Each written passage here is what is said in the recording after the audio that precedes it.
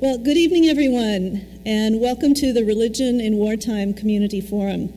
My name is Suzanne Simons, and I'm one of the faculty teaching the Religion and Society program that organized this event. This evening, we come together to explore how faith communities, specifically Jewish, Christian, and Muslim, think about issues of war, how they support members of their faith communities that may hold a wide variety of opinions about the U.S.-led wars in Iraq and Afghanistan, and how clergy view their roles in wartime in their congregations and in the larger community. We also come together tonight to dialogue across differences, not only different religions, but also differences within religions, as represented by the two very different Christian communities on the panel. Religion has mixed with politics, economic systems, and social issues for as long as religions have been around. In the U.S., the original colonies were founded by particular religious communities: Puritan, Quaker, Anglican, etc. These religious communities shaped the nature of those early colonial governments. The Founding Fathers, who authored the U.S. Constitution, were mindful of the potential and the perils of religion. And so they did something radical. They founded a country with no official religion, leaving the door open for religious pluralism in which any religion could be practiced. Since then, faith communities have continued to be influential in U.S. politics and social issues. In the early 1800s, debates over slavery divided many Christian Protestants, leading to schisms in some major denominations in the decades leading up to the Civil War. So influential were faith communities in the slavery debate that Gary Wills, author of Head and Heart, asserts that, quote, "the Civil War was a religious war long before it was a military war," unquote. Many social and political movements since then have had a religious component. The best known is perhaps the civil rights movement of the 1950s and 1960s, in which African American churches, led by Dr. Martin Luther King and other clergy, along with their Jewish, white Christian, and secular allies, played leading roles. On a darker note, many American citizens, as well as legal U.S. residents who are Muslim, have been detained, questioned, arrested, and held in detention centers, sometimes indefinitely and without access to legal counsel or family support, post 9/11, by virtue of their religion and sometimes their race and ethnicity as well. Today, one of the major political and social issues of our times are the wars in Iraq and Afghanistan. Once again, faith communities are involved in the support, the questioning, or the protest of those wars, or omission of discussion and debate on the wars altogether. For tonight's program, the intent is to have a dialogue about religion and faith communities in wartime, to shed light on the differences as well as the similarities, to explore any common ground, and see if there is reason for continued dialogue by diverse faith communities around issues of war, and how to spiritually support those serving in the military and their families, those active in opposition to the wars, and those in between. The Religion and Society students have demonstrated all year in their good works in class and in their local faith communities where they have been doing service learning projects that it is possible to have this dialogue in a respectful, honest, and understanding way. It's also important to note who is absent from the speakers' table tonight. The Abrahamic faiths of Christianity, Islam, and Judaism lumped together represent well under half of the world's population. Hindus, Buddhists, atheists, and practitioners of other belief systems are not at the table tonight, partly because it is the Abrahamic faiths that, rightly or wrongly, are most frequently linked to the current wars in Iraq and Afghanistan. Also absent tonight is a chaplain currently serving in the U.S. military. For reasons that are not altogether clear, Joint Base Fort Lewis McChord officials decided late Monday afternoon not to allow Chaplain Mark Lee to speak at this forum. One housekeeping note: if you have not gotten a 3x5 note card tonight on which to write a question for the speakers and would like one, please raise your hand and students will come around and hand you a card. Or you can pick one up later. Later tonight, students will collect cards with your questions on them for a moderated question and answer session with the panelists and our keynote speaker. And now I'd like to turn the mic over to Michelle Anderson, a student in the Religion and Society program and member of the Planning Committee, who will introduce tonight's speakers and share a little about the Student Planning Committee. Thank you.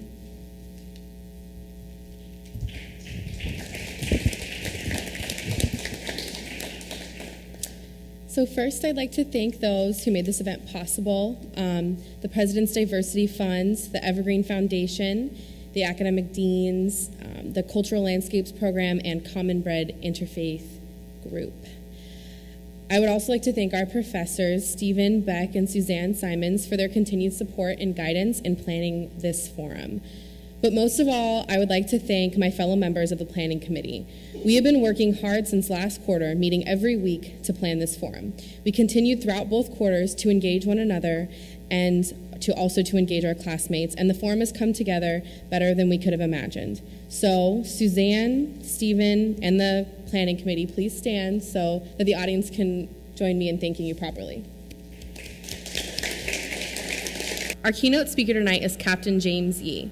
Captain Yee served as a Muslim chaplain at Guantanamo Bay, and after being accused of aiding alleged Taliban and al-Qaeda prisoners, he was arrested and held in solitary confinement for 76 days before being cleared of all charges.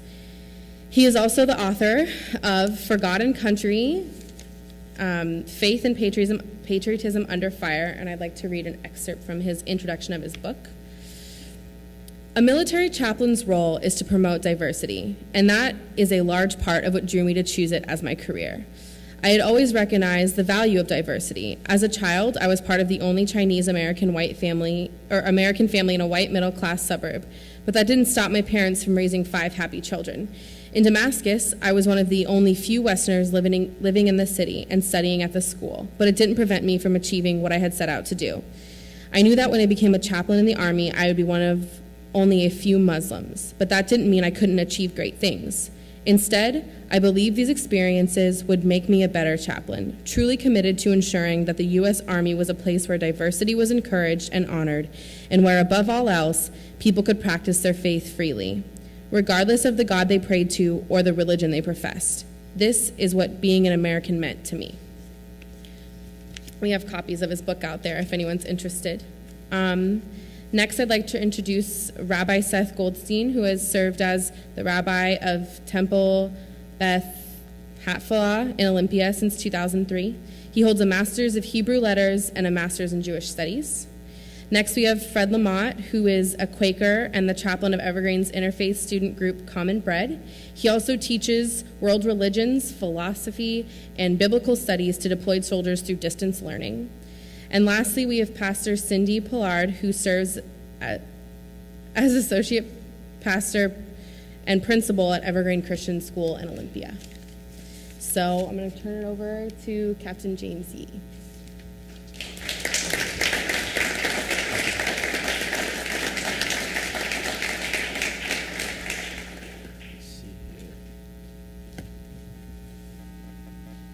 Thank you very much. I guess first I'll just begin real quickly by first thanking the school, the students, and all of those who were instrumental in inviting me here to participate in this program and to be amongst this great lineup of speakers. And I'm looking forward to the discussion that we'll all have afterwards. I guess I can start a little bit more also with more of my background, so you have an idea of some of the perspectives that I might share with you. But you heard in the introduction, I'm a former military soldier, former officer, former chaplain of the United States Army. I'm a graduate of West Point. I graduated from the United States Military Academy. And not only am I myself former military, but I actually come from a military family. These are my brothers and my father. My younger brother, as you see on the left, also graduated West Point. All right. My other brother on the far right, he's an Army doctor, currently serving on active duty at Fort Hood. Fort Hood in the state of Texas, where that tragic shooting happened or occurred just recently in November. My brother's a doctor at the medical facility where the individual involved in that situation also worked. And my father also was in the U.S. Army. He was drafted during World War II. My father, also a U.S.-born citizen, was drafted during World War II and actually served part of his time here in Washington State.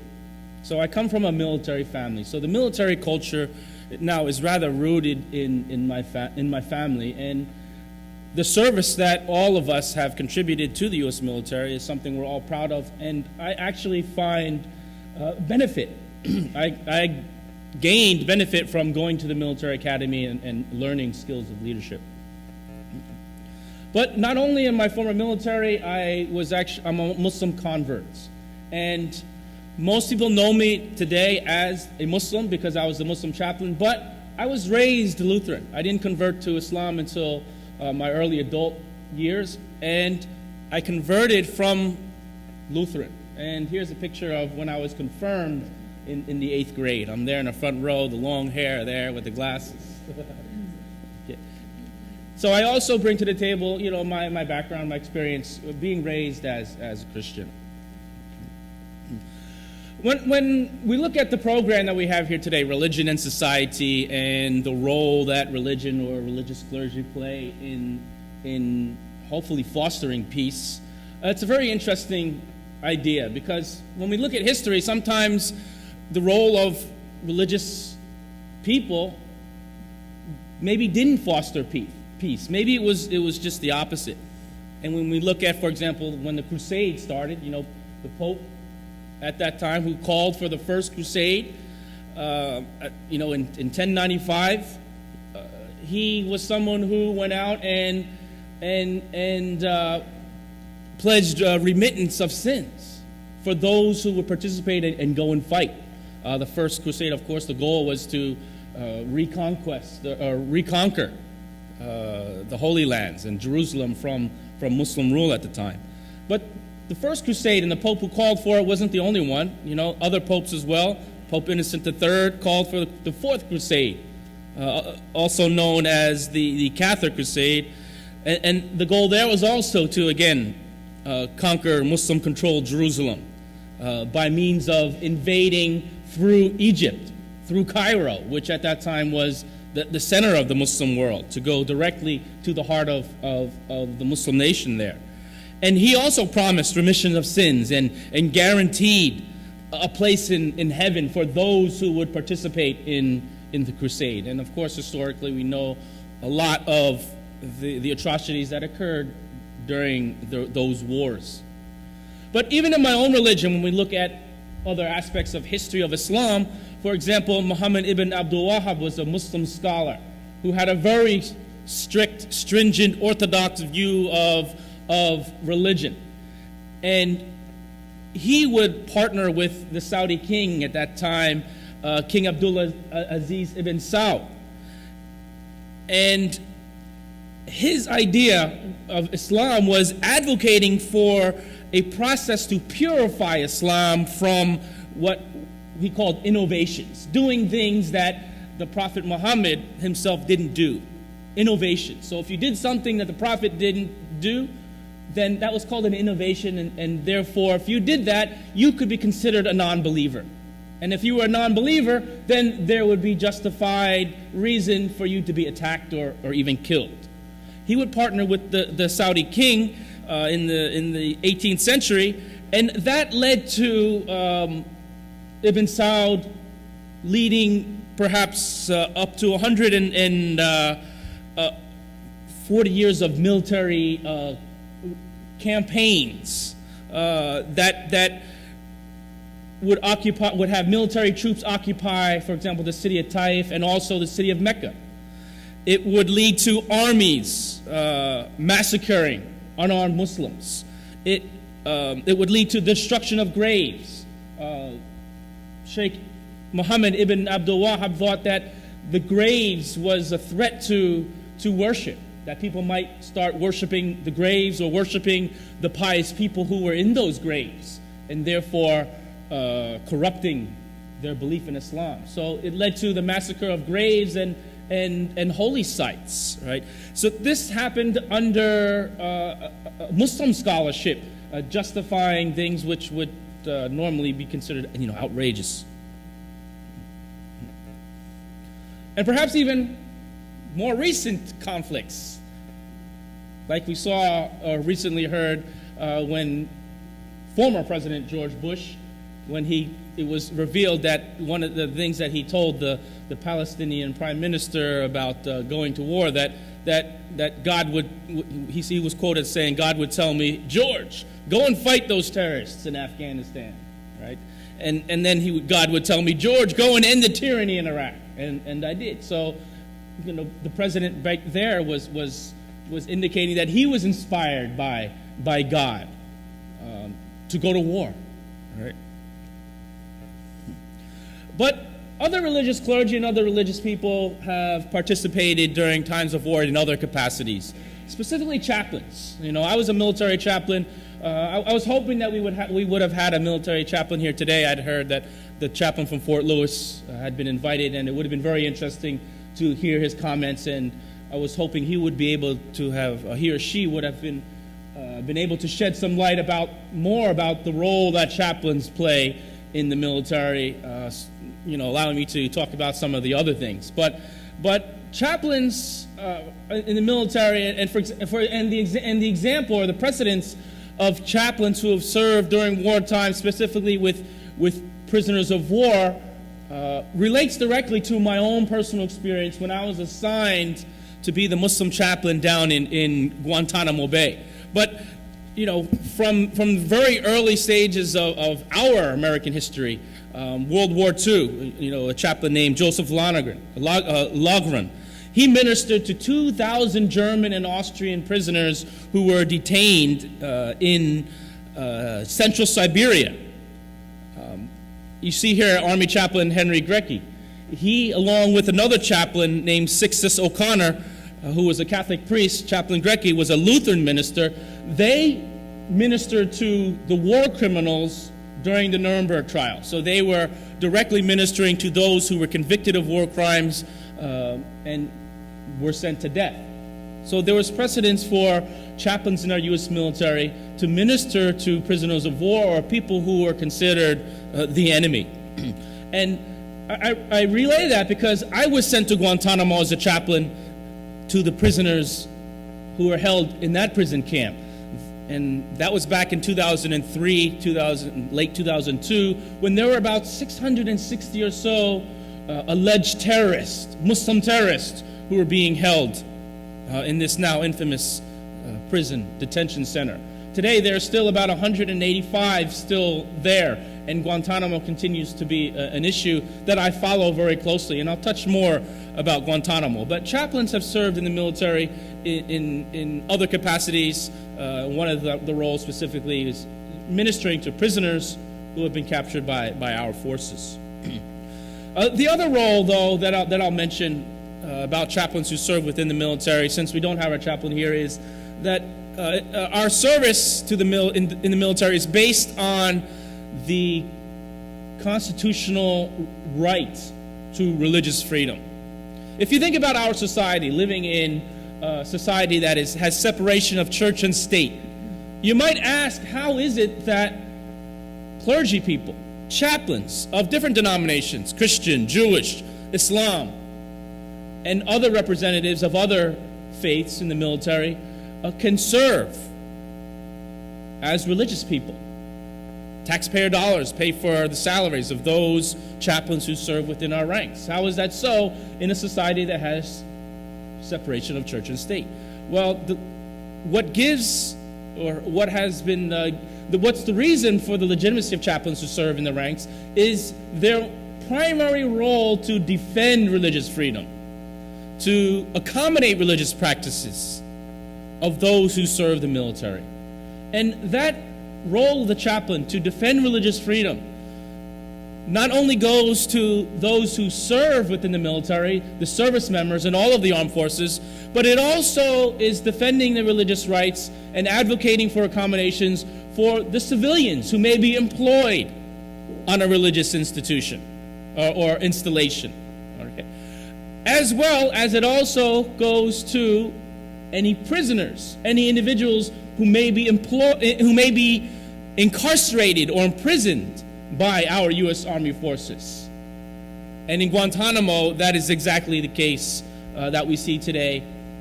And when I went down to Guantanamo, I recognized, first and foremost, my role as a chaplain was to advocate for accommodations of religious practices and to ensure that their religious rights were being protected and met. I want to tell you a story about something that happened in the immediate aftermath of 9/11, the tragic attacks on the World Trade Center and on the Pentagon. The United 93 flight also went down in Pennsylvania. One of the things that President George Bush did after 9/11 was to summon about 30 religious leaders from across the nation, of different denominations, all faiths. Of those 30, about 8 of them actually had private one-on-one meetings with the president himself. Okay. This picture is taken of that meeting with some of the religious leaders. It was on September 20th.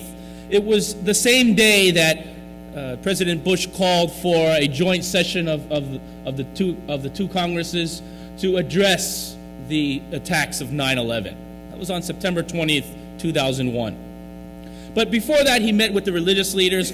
One of those particular religious leaders is a prominent member, or that was called to the White House, is a prominent member of the American Muslim community, known as Sheikh Hamza Yusuf.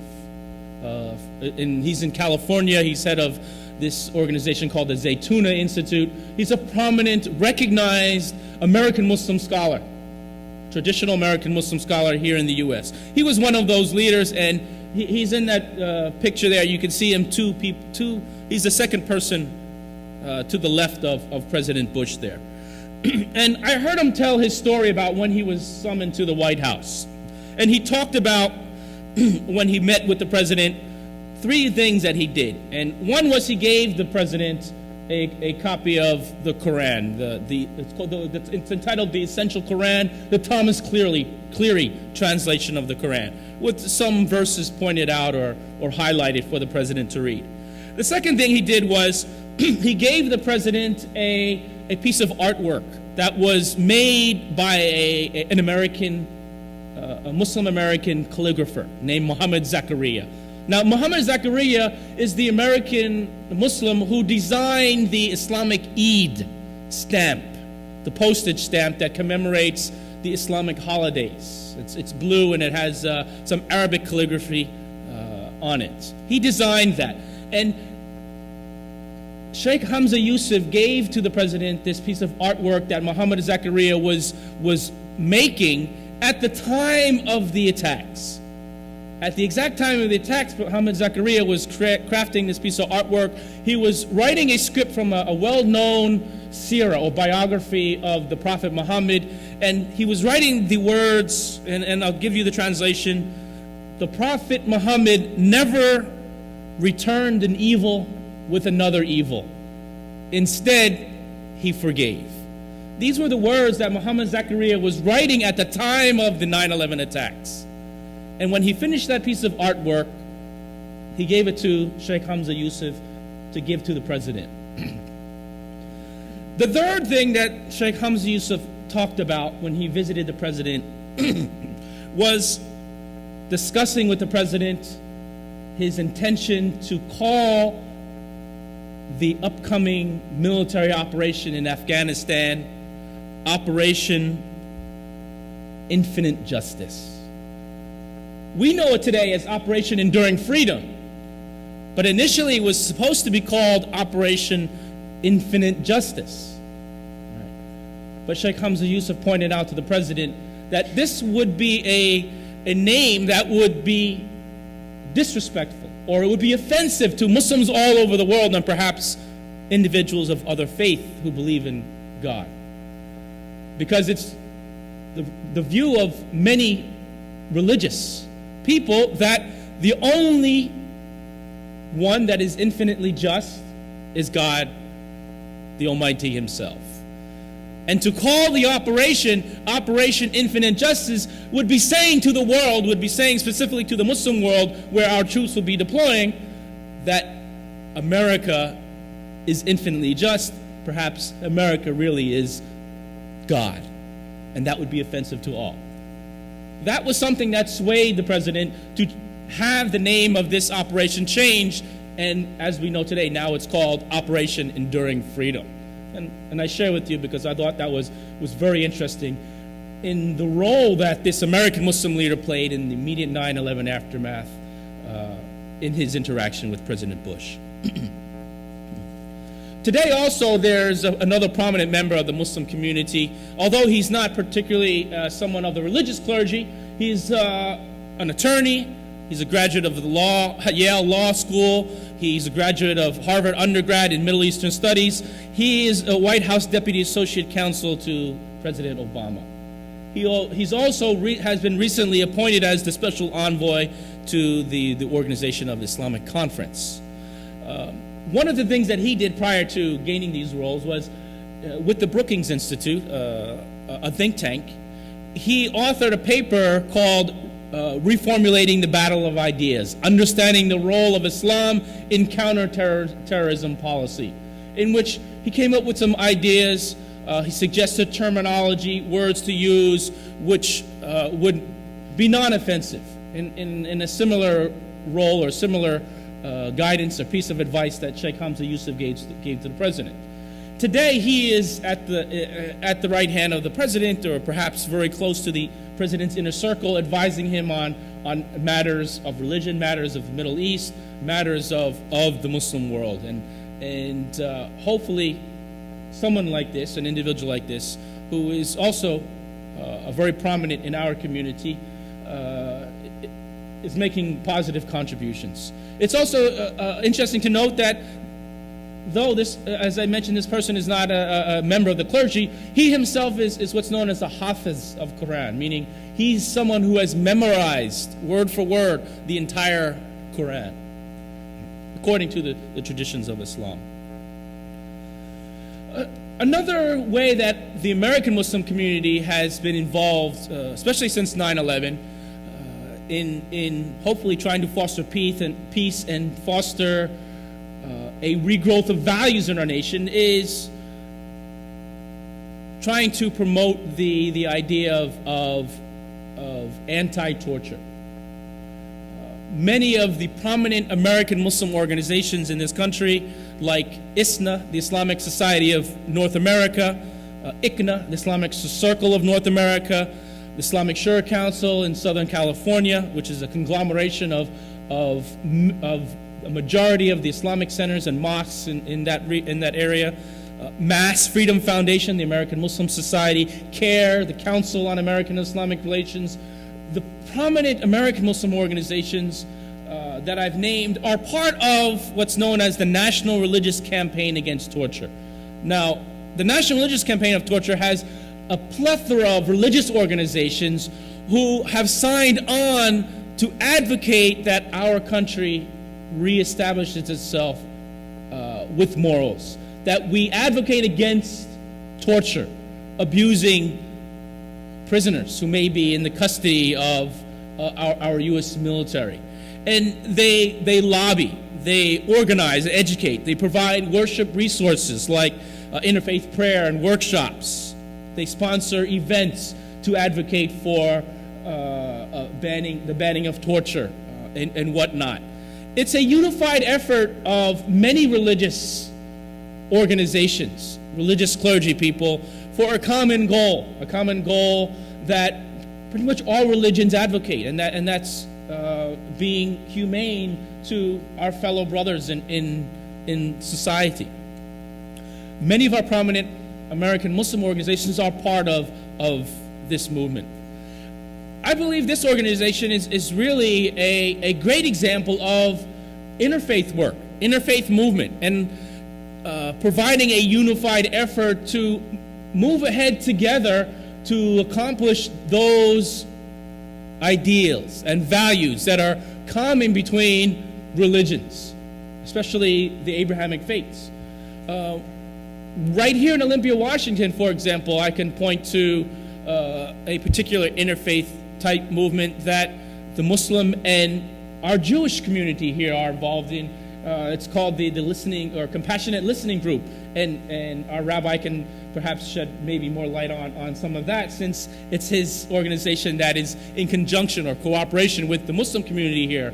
And we've met and gotten together on many occasions, especially when we see tension and turmoil in the Middle East and the Israeli-Palestinian conflict, and when things get out of hand over there, to discuss, our views, our feelings about what's going on.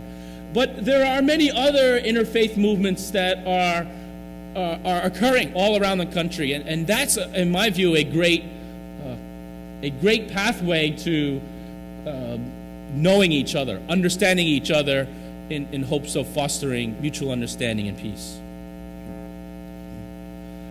Guantanamo Bay. So when I talk about anti-torture, of course, this is something that I'm very passionate about, because when I served down in Guantanamo Bay as the Muslim chaplain, going down to advocate for religious freedom, to advocate for religious accommodations, another issue came into play, and that was the abuse and mistreatment of prisoners down at Guantanamo.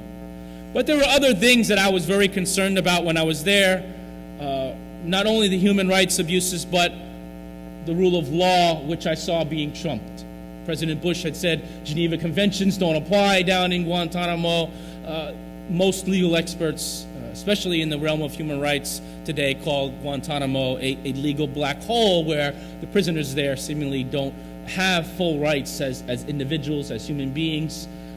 And a lot of litigation has already gone through our court system all the way to the Supreme Court. Our Supreme Court has already ruled 3 times against the past administration with regard to rights afforded to prisoners in Guantanamo. But there are other issues, medical ethics violations from medical personnel who work down in Guantanamo, religious persecutions, which I'm going to touch, which I might touch upon a little more, and even child prisoners who were down in Guantanamo, were things that I myself saw as things not good for America. In terms of religious persecution, this was really disturbing to me, because I was there serving as a military chaplain. I was there with the goal of protecting religious rights, but instead it was the desecration of the Holy Quran that was happening in some of the interrogation rooms, in the cell blocks, maybe at times by guards, sexual humiliation, where the exploitation of Muslim culture, separation between the sexes, male and female, were exploited by interrogators. The use of satanic symbols to persecute Muslims, because it was recognized that Muslims in Guantanamo held strongly to the belief in one God. There were other incidences like the beard being forcibly shaving for Muslims, because U.S. personnel knew down in Guantanamo that some Muslims, very conservative, orthodox Muslims, may sometimes consider having a beard as an obligation upon a pious man. Right? There were incidences that I learned later that I didn't even know about that occurred in Guantanamo, that I read about later, like what I have here, forced baptisms by interrogators who would dress up as priests. They would take a Muslim, they knew a prisoner who knew they knew he was Muslim. In the interrogation room, in would come a person who was dressed up like a Catholic priest, and he would go to that Muslim prisoner and perform this like baptism ceremony on him, saying, "I've just baptized you into our Christian faith." And of course, that was something that would outrage that individual who was sitting in that chair, chained and shackled. Right? There were other things like prayers being mocked or interrupted, while they were conducted in the prison cell block. So these types of religious persecutions were things that were occurring in Guantanamo, things that I myself would raise to the chain of command. And in doing so, of course, that led to a whole different experience for me, being then accused of being too sympathetic to the prisoners, even having had aided the enemy, then thrown in prison myself and persecuted as someone of an ethnic and religious minority in my own country. But today, one of the things that I do on a regular basis is to try and raise awareness of this issue that I'm very passionate about. And this is one of the ways in which I hope that I am making a positive contribution towards fostering peace and moral values in our nation. Again, it's a pleasure to give my comments, to share my thoughts, and I look forward to meeting people after the program as well. Again, my name is Chaplain James Yee, and again, thanks for having me. The Q&A, the questions that are raised, we really have this dialogue. But I wanted to share first just reading a passage from my tradition, from the Tanakh, from the Hebrew Bible, from the book of Isaiah, which is might be familiar to you, although I'll read it in Hebrew first, which might not be familiar, but you can pretend, I guess. It's v'chitatu charvotam le'itim v'chinotatehem lemazmerot lo yisagoy al goy cherev lo yimudu od milchama, and they shall beat their swords into plowshares and their spears into pruning hooks. Nation shall not take up sword against nation; they shall never again know war. Which it's this famous passage about beating swords into plowshares and spears into pruning hooks, taking the tools of war and making them into something more productive. But then I want to jump to the book of Joel, Prophet Yoel, in chapter 4, and this is chapter 2 of Isaiah. And here, this prophet reads, Kotu eitechem lecharavot, ve'mezmarotechem lerimachem, ve'chalash yomer gibor ani. Let all the fighters come and draw near, beat your plowshares into swords, and your pruning hooks into spears. And even the weaklings say, I am strong. So it's fascinating looking at these two passages right next to each other. The famous from Isaiah, promoting this idea of peace, of beating the plowshares into swords into plowshares, and then reading the prophet Yoel, prophet Joel, talking about beating plowshares into swords. The complete opposite. And reading these two passages together, it is striking because it raises for me the question, well, what is, in relation to war, especially in this case, but in religion in general, what is religion all about? That religion, for me, on the one hand, is meant to describe or relate to life as it is. Relate to life as it is, and that life, and to present life that we know it in a context and add meaning to it and to add some order to the chaos. And life as it is, as we know, is quite messy and challenging and incorporates not just the good but the bad, and not just those plowshares but also the swords. Another teaching from our tradition related to this as well, it relates to one of our practices, which is the holiday of Hanukkah, which is a pretty popular holiday that you might be familiar with, that happens in the winter time. And the story of Hanukkah we find from the book of Maccabees, which actually isn't even in the Hebrew Bible, it's in the Apocrypha in our canon. And it's a story of rededication of an ancient temple in 165 BCE in the hands of the Maccabees, overthrowing the Syrian Greek occupiers at that time. And it's a fascinating holiday. It's a very nuanced holiday. It's a very fun holiday for kids, and it gets played up. We light the menorah, we light the candle for 8 days. But looking at the layers around this holiday, that looking at the book of Maccabees, what this holiday is all about is essentially a military victory. It's marking a military victory. It's a violent reclaiming of of territory, of land.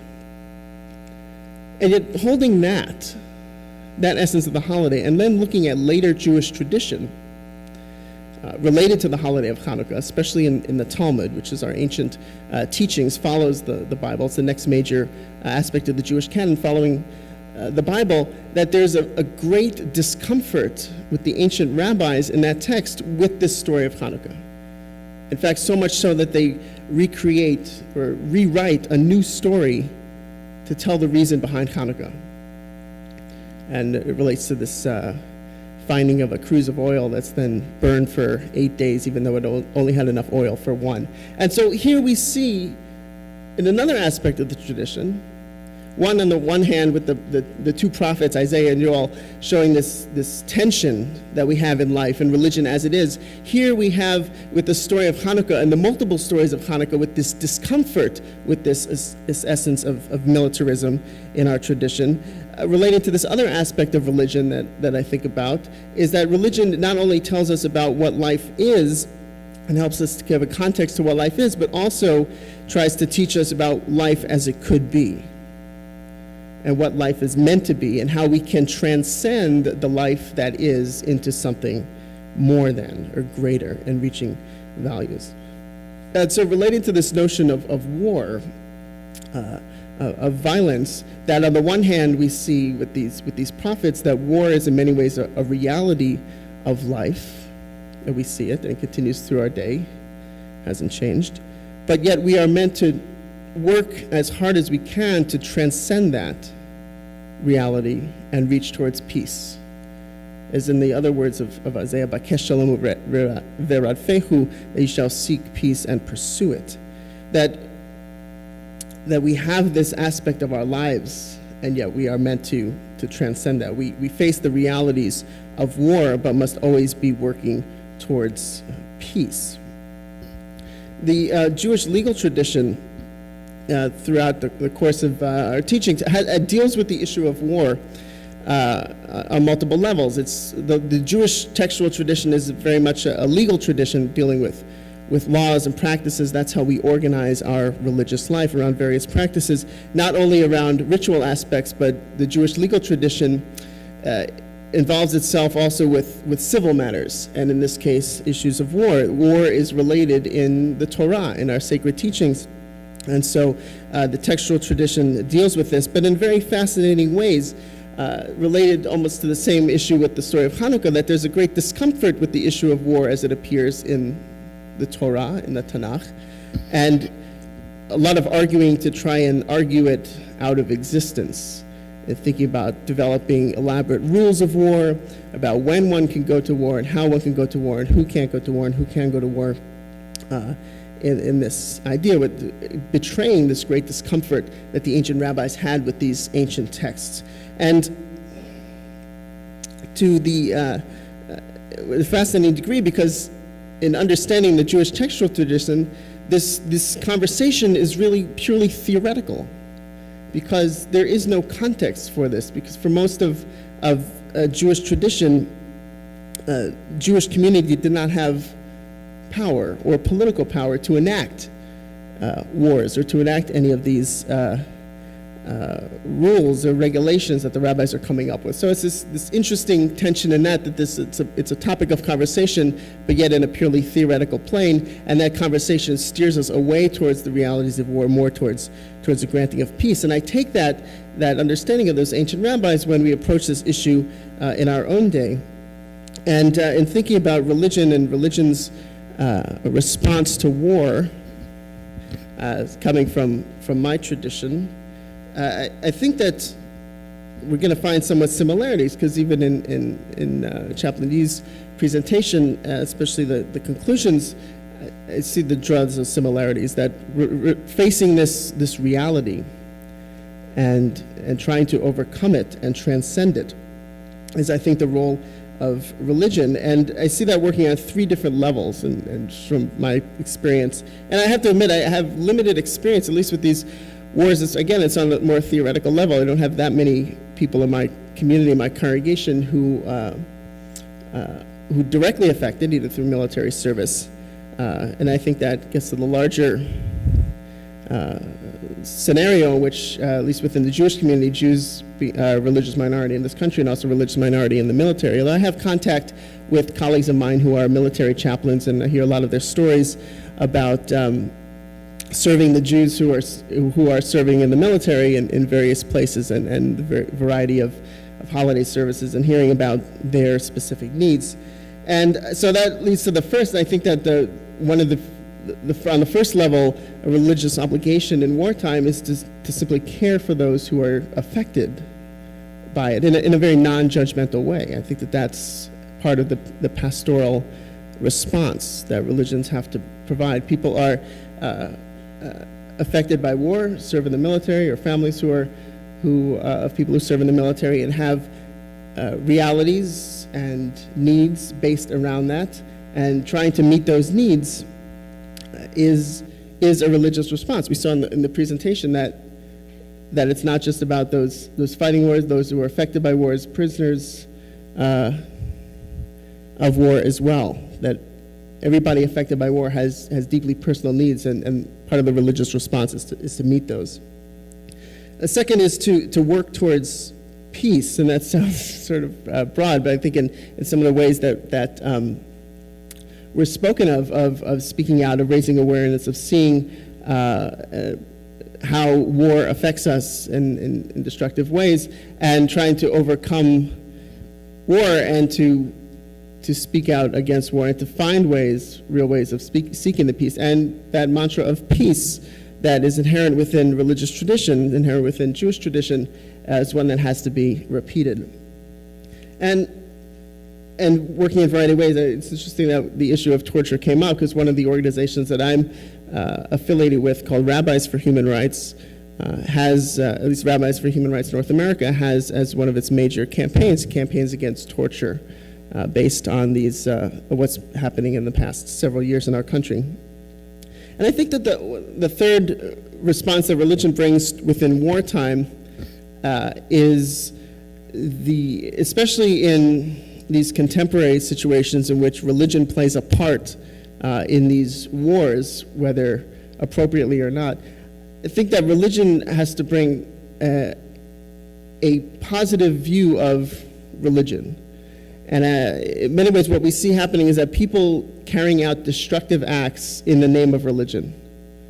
And we see that all the time. And I think that part of the religious response to those acts is to speak out from the religious perspective, and not to demonize or put forth religion, which is a common response, and we see that all the time, that, well, religion, people do destructive acts in the name of religion, and therefore religion is without value, or lacks morality, or is misguided. And I think that's misguided, or else I'm in the wrong business. But I think that therefore the role of religion is to be part of that conversation, and to see that where people act in certain ways in the name of religion is not necessarily representation, or the single representation of that religion, if not a distortion of that religion. And so those three, the personal needs, the sort of more meta or global issues about speaking towards peace, but then also speaking about what it means to be coming from a religious perspective, I think are important responses in wartime from religion. And it happens on multiple levels, and in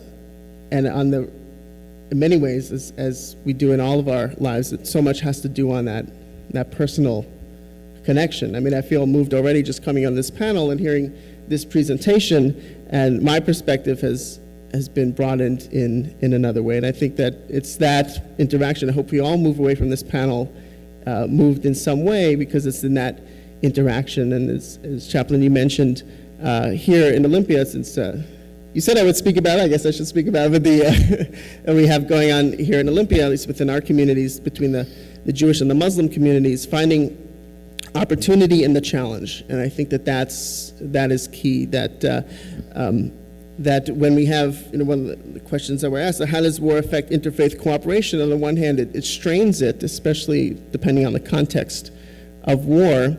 and the players in the context of the war, there's a possibility of straining that, but also a tremendous opportunity to draw together and to transcend, getting in that the third aspect of what is at the heart of our religions. Where can we find that common ground? And that's involved in conversing and meeting and sharing. That's something that the Jewish and the Muslim communities have been doing in this community for several years now, and will continue. It's a conversation that has to be broadened among all of us. So that, I'm over time, right? Am I? That's not good? Okay, I was going to end with, I can maybe bring it later, but a quote from Rabbi Abraham Joshua Heschel, who spoke very powerful words against war that you'll take my word for, because I'm not going to read them. But I'll read later. But it was fascinating. I was reading this piece, and he was talking about the war. The title was "The Meaning of This War," and the war he's talking about is World War II.